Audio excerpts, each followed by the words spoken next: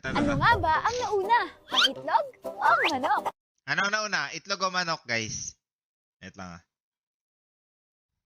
Ano nauna? Itlog o manok, mga tol? Guys, ang teorya ko dyan, sasabihin ko after.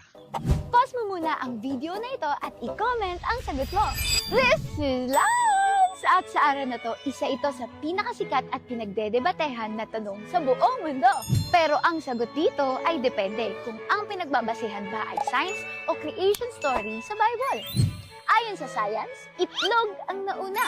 Bakit? Kasi milyon-milyong taon bago pa magkaroon ng manok, meron ng dinosaurs, reptiles, at mga sinaunang ibon na nangingitlog. Ibig sabihin, matagal na nag-e-exist ang itlog bago pa magkaroon ng pinakaunang manok. Ate Lance, kung nauna ang itlog, paano nabuo ang unang manok?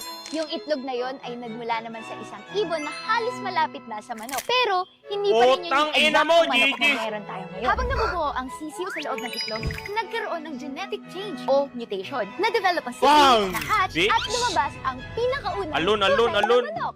Sa kabilang banda, ayon naman sa creation story sa Biblia, nilikha ng Diyos ang mga hayop ayon sa kanilang uri. Ibig sabihin, kung susundin ito, nauna ang manok.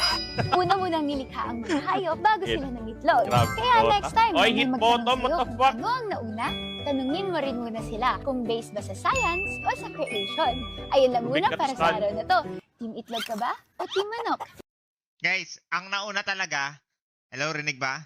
Ang nauna talaga, guys, this is ko! Ang nauna talaga dyan, Kita yung brief niya.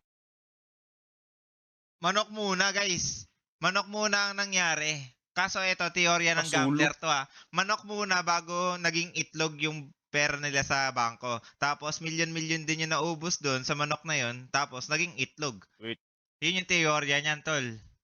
Okay. Yun lang, this is ko!